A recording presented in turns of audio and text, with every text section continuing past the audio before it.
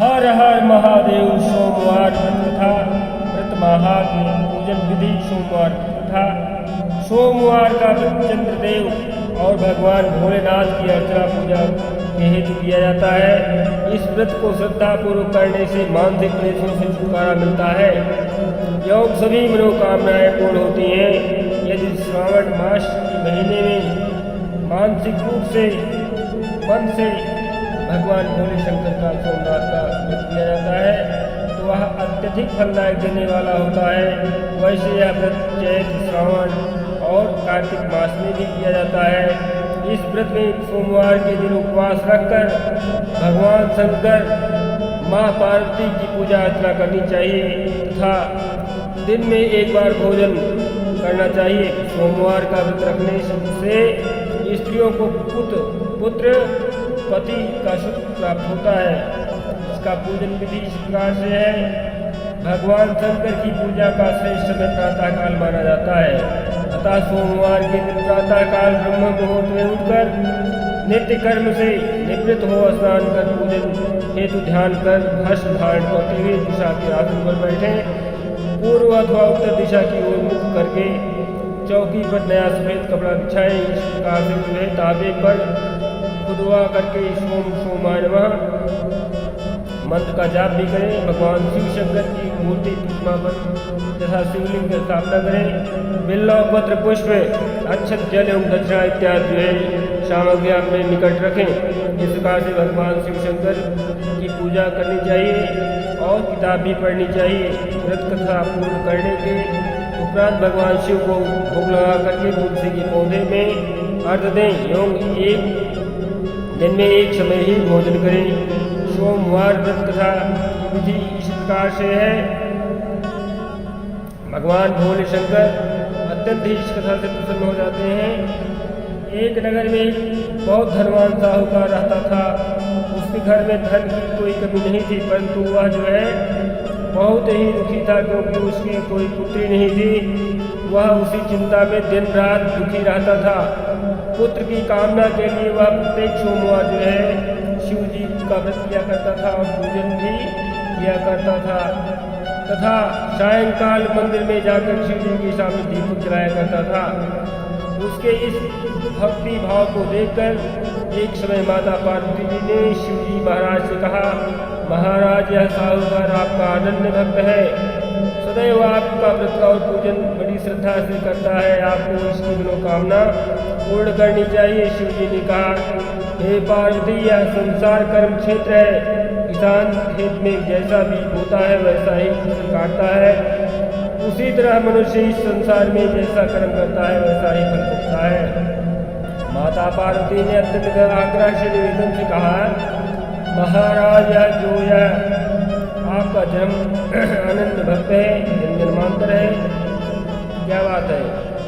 भगवान भोले शंकर ने कहा, हे देवी सुनिए, जो भी मनुष्य जैसा कर्म करता है इसलिए जन्म का बचा हुआ से छोड़ जाता है, अगले जन्म में उसको भोगता है। अर्थात जो इस जन्म में किया वह इस जन्म में अगर नहीं भोग पाया उसको अगले जन्म में, फिर अगले जन्म में इस तरह से चलता रहता है। 84 लाख योनियों में आप तो सदैव अपने भक्तों पर दयालु होते हैं और उनके दुखों को दूर करते हैं।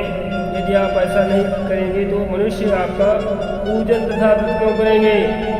माता पार्वती का ऐसा आग्रह देखकर के शिव जी कहने लगे, हे पार्वती इसके कोई पुत्र नहीं है, इसीलिए यह चिंता में अति ही दुखी रहता है। इसके भाग्य में पुत्र न होने पर भी मैं इसको पुत्र की प्राप्ति का वर देता हूँ, परंतु यह पुत्र जो है केवल 12 वर्ष तक जीवित रहेगा, इसके पश्चात वह मृत्यु को प्राप्त हो जाएगा। इससे को जो है प्रकार की कोई कमी नहीं होगी। लेकिन अब जो बच्चा है इसकी उम्र जो है आगे नहीं बढ़ सकती है, इससे यह अत्यंत ही दुखी होगा। माता पार्वती और भगवान भोले शंकर का यह वार्तालाप साहूकार सुन रहा था। इससे जो है उसको न कुछ प्रसन्नता हुई और न कुछ दुखी हुई होगा। वह पूर्व की तरह शिव जी का व्रत करते हुए जो है पूजन करता रहा।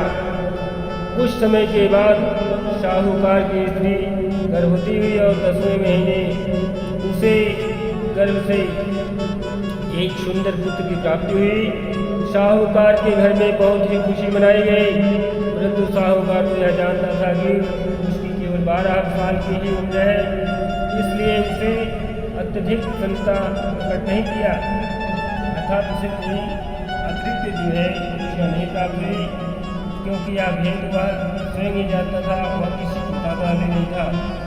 जब वह बालक 11 वर्ष का हो गया तो बालक की माता ने उसके पिता से उसका विवाह करने के लिए कहा।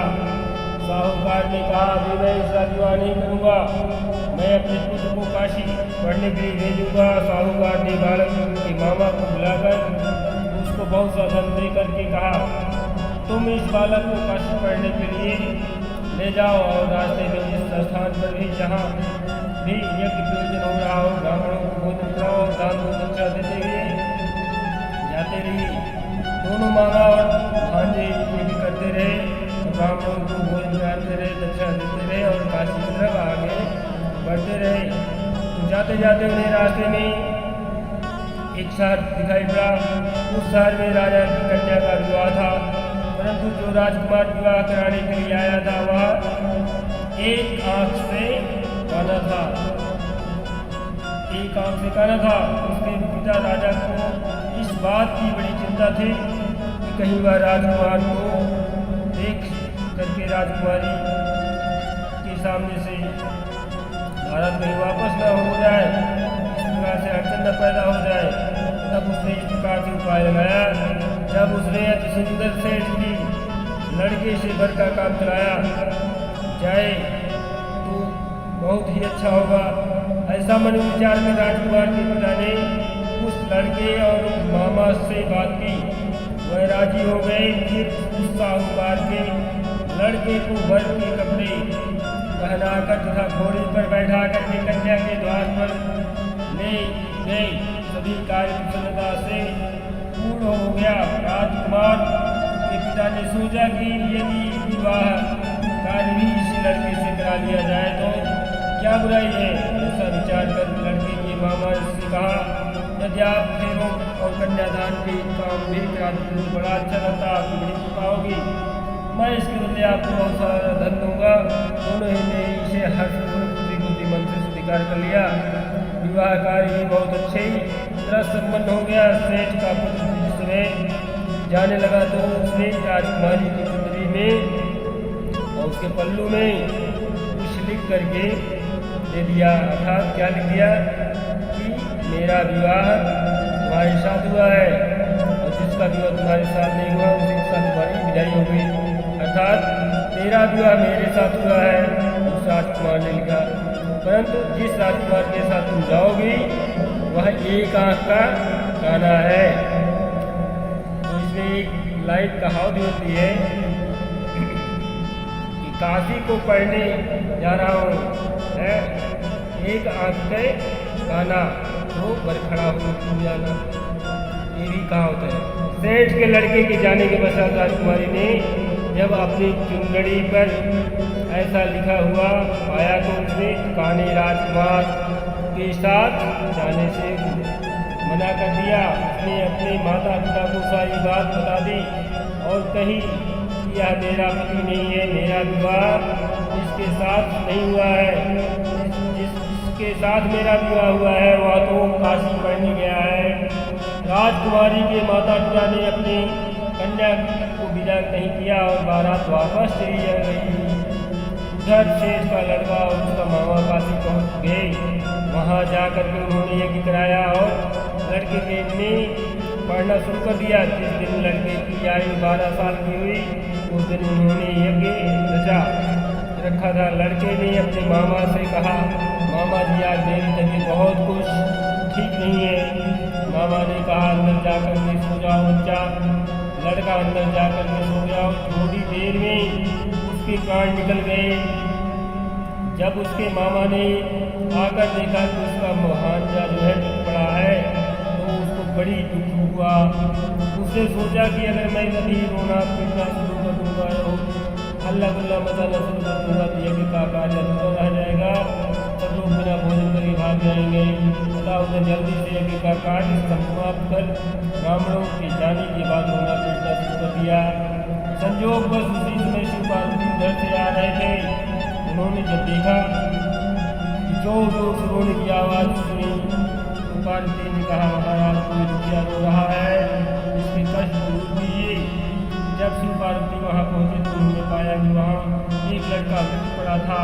माता पार्वती की कहने लगी, अर्थात माता पार्वती जी भोले शंकर जी कहने लगी, महाराज यह तो उसी सेठ का लड़का है, उसी सेठ का लड़का है जो आपके वरदान से प्राप्त उत्पन्न हुआ था। शिव जी की इस बात को सुनकर के पार्वती बोली, महाराज इसके लिए कुछ उपाय कीजिए। तब भगवान महादेव ने कहा, हे पार्वती इस बालक को और आयु दो, नहीं तो इसकी माता पिता तड़प तड़प कर मर जाएंगे।